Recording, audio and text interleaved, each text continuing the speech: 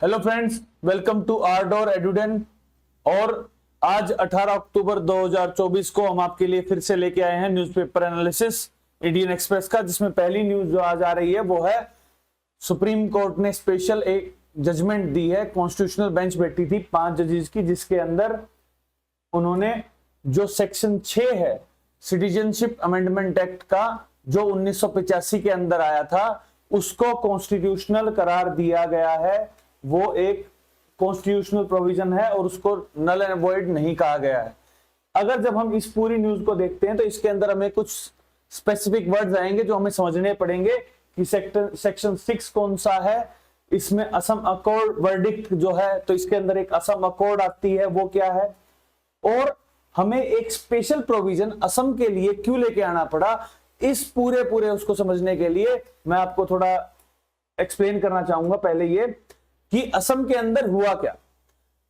जब 1947 में जब इंडिया बना, उस समय पे इंडिया के साथ साथ दो पड़ोसी मुल्क बने, ईस्ट पाकिस्तान और वेस्ट पाकिस्तान, जहां पर इंस्टेबिलिटी हुई और 1971 में जाके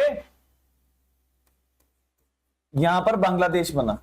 और जब बांग्लादेश बना उससे पहले यहां पर बहुत ज्यादा कंडीशंस खराब थी रहने के लिए, तो इसलिए यहां से माइग्रेशन होने लगा। और जैसा कि हमें पता है, जो बांग्लादेश, अगर हम इसको बांग्लादेश मान रहे हैं, इसके बगल में बंगाल है और ऊपर आता है असम, तो बहुत सारा माइग्रेशन हुआ बांग्लादेश से, जो कि ईस्ट पाकिस्तान था, वो बांग्लादेश के अंदर जाने लगा। और इस माइग्रेशन की वजह से असम के लोगों को लगा कि उनकी जो कल्चरल है और जो उनका जो कल्चर है वो सब डाइवर्सिफिकेशन हो रहा है, और दूसरा जो पॉपुलेशन है, जहां पर माइनॉरिटीज हैं वो मेजोरिटी में तब्दील हो पा रही हैं, और जो रिसोर्सेज है वो उनको नहीं मिल पा रहे हैं। इस पर्टिकुलर चीज के चक्कर में 1979 के अंदर आसू नाम की ऑल मुस्लिम स्टूडेंट यूनियन ने एक पर्टिकुलर एजिटेशन स्टार्ट किया। किनके अगेंस्ट में? जो फॉरेनर्स थे। फॉरेनर्स कौन? जो 1971 में और जो बांग्लादेश से आए हुए थे, उन सब के अगेंस्ट में इन्होंने किया कि उन्हें आइडेंटिफाई किया जाए और उनको डिपोर्ट किया जाए। इसके रिगार्डिंग में उन्होंने एक एजिटेशन स्टार्ट किया जो 6 साल तक चला। और जब 6 साल के बाद उन्होंने एक असम अकॉर्ड साइन हुआ। असम अकॉर्ड किस किस के बीच में साइन हुआ? एक तो थी आसू और दूसरी थी सेंट्रल गवर्नमेंट। सेंट्रल गवर्नमेंट में उस समय पे पीएम थे हमारे राजीव गांधी जी, तो इसीलिए असम अकॉर्ड राजीव गांधी जी लेके आए थे और उन्होंने इस पर्टिकुलर समस्या को सुलझाने के लिए काम किया। तो जब असम अकॉर्ड साइन हुआ, उसके अंदर में एक क्लोज 5 बनाया गया। उस क्लोज 5 में क्या कहा गया? उसके अंदर में 2 कट ऑफ डेट सेट हुई। एक थी 1 जनवरी 1966 और एक थी 24 मार्च 1971। अब ये 2 अलग अलग डेट्स क्यों की? 1 जनवरी 1966 को उन्होंने कहा कि अगर इससे पहले कोई फॉरेनर अगर असम के अंदर आया तो वो एक फॉरेनर नहीं ट्रीट होगा, वो एक सिटीजन की तरह ट्रीट होगा और उसके पास वोटिंग राइट्स सब कुछ रहेगा।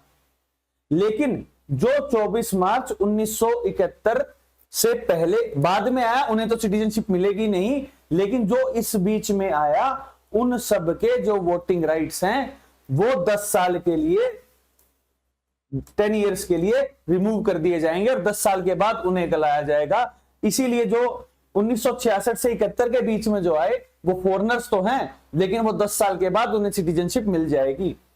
अब इस अकॉर्ड को इंप्लीमेंट करने के लिए 1985 में पार्लियामेंट में सेक्शन 6A इंट्रोड्यूस किया गया, जिसके अंदर यह कहा गया, जो सिटीजनशिप एक्ट में, कि जो 24 मार्च 1971 से कट ऑफ डेट सेट कर दी, जो उसके पहले आए हैं उन्हें सिटीजनशिप मिल जाएगी।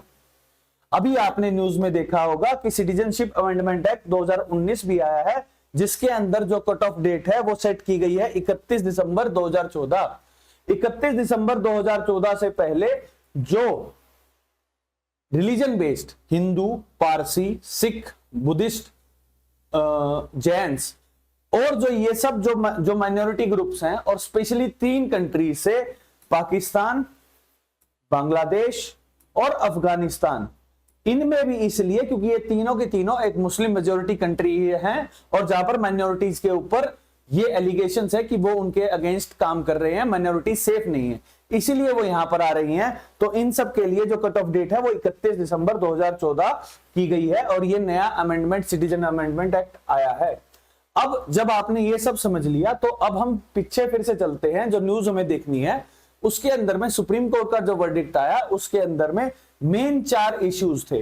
पहला कि क्या पार्लियामेंट के पास पावर है सिटीजनशिप बनाने की, उसमें जो कॉन्स्टिट्यूशन बेंच ने कहा कि पार्लियामेंट के पास फुल पावर है, लेकिन उसे ध्यान रखना चाहिए कि फेटर्निटी जो है वो मेंटेन रहे जाए, जो भाईचारा है और जो उस पर्टिकुलर जगह पे जहां पे माइग्रेशन होके नई पॉपुलेशन आ रही है, अगर आप सिटीजनशिप दे भी रहे हैं तो वहां की प्रॉपर जो भाईचारा है उस प्रॉपर रीजन का फेटर्निटी जो है वो मेंटेन रहनी चाहिए। दूसरा पॉइंट क्या आता है कि सेक्शन 6A जो 1985 में आया वो राइट टू इक्वालिटी को वायलेट तो नहीं कर रहा है। इसमें कहा गया कोई भी राइट टू इक्वालिटी को वायलेट नहीं कर रहा है। तीसरा जो आया इसके अंदर में क्या जो 6A है वो फैसिलिटेट करता है इलीगल माइग्रेशन को, नहीं करता है। उन्होंने क्या कहा कि एक स्पेसिफिक कट ऑफ डेट थी, उस स्पेसिफिक कट ऑफ डेट से आगे और पीछे का है, उसके अलावा नहीं होगा। और जो चौथा है, क्या ये जो असम के लोगों के खिलाफ जो उनकी हमारे आर्टिकल 29A में है, 29(1) में है, जिसमें हमारे पास ये अधिकार है कि लोग अपनी माइनॉरिटी या अपने कल्चर को प्रिजर्व करके रख सकते हैं, क्या ये सिटीजनशिप ग्रांट करने से जो एसमीज लोग हैं उनको अपनी माइनॉरिटी या अपने कल्चर को बचा के रखने के लिए क्या ये वायलेशन हो रहा है? इसमें भी कॉन्स्टिट्यूशन ने कहा कि नहीं हो रहा है, क्योंकि अगर माइग्रेशन हो रहा है तो एसमीज लोगों को कभी भी रोका नहीं गया है कि अपने कल्चर को वो बना के ना रख सके। ये थी हमारी आज की न्यूज। अब हम चलते हैं दूसरी न्यूज है वो इजराइल हमास कॉन्फ्लिक्ट से है और ये जो कॉन्फ्लिक्ट है ये हमने पूरी डिटेल में भी डिस्कस किया है। और आज इसका जो मेन किस लिए बात हुई है कि जो अक्टूबर 7 2023 को जो इजराइल के ऊपर अटैक किया गया था हमास की तरफ से, उसका जो मेन चीफ, जो आर्किटेक्ट कहा जाए जिसने ये पूरा अटैक किया था इजराइल के ऊपर, वो था याया शिमार की मृत्यु कर दी है। किसने की है? इजरायली फोर्सेस ने उसको राफा के अंदर मार गिराया है।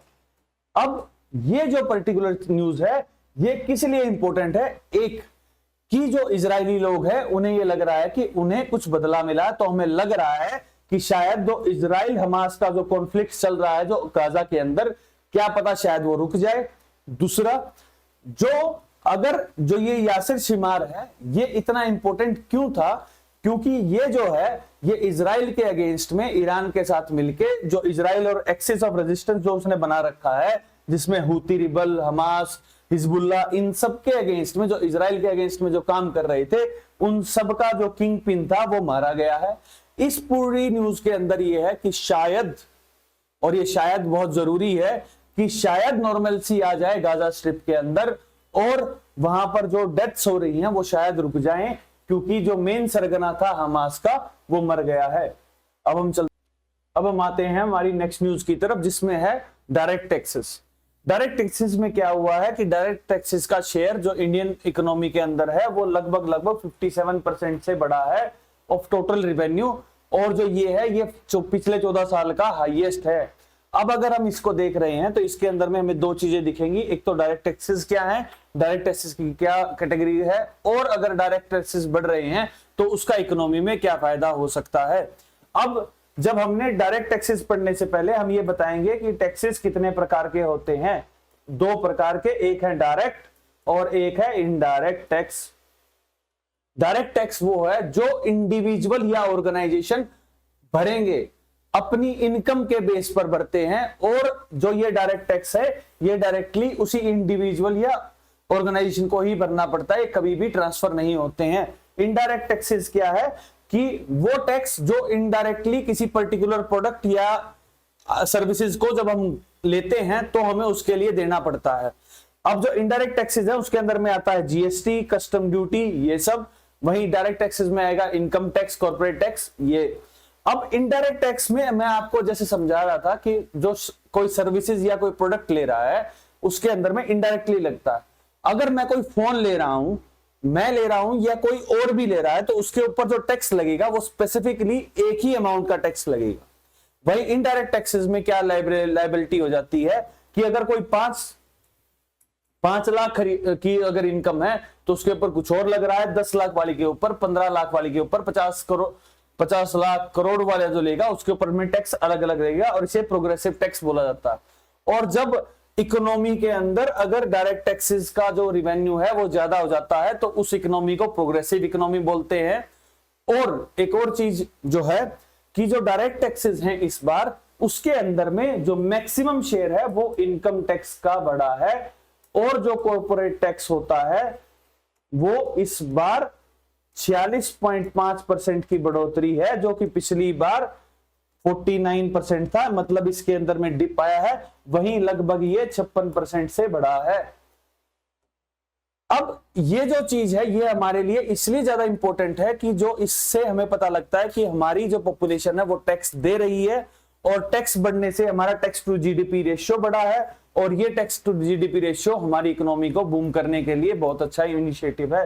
अब अगर हम आगे चलते हैं, अब हम आते हैं दो छोटी छोटी न्यूज के ऊपर, जिसके अंदर में ये आया है जो हमारे सुप्रीम कोर्ट के चीफ जस्टिस जो हैं डीवाई चंद्रचूड़ जी, उन्होंने अपने सक्सेसर के तौर पे जस्टिस संजीव खन्ना जी को कहा गया कि मनोनीत किया है। दूसरा जो है नवाज शरीफ जी, उन्होंने ये कहा है कि जो एस जयशंकर जी की विजिट थी वो एक बहुत ही बड़ा माइलस्टोन है, जिससे इंडिया पाकिस्तान के रिलेशनशिप अच्छे पुट फॉरवर्ड होंगे, और ये स्टार्टिंग बहुत ही अच्छे नोट पे हुई है।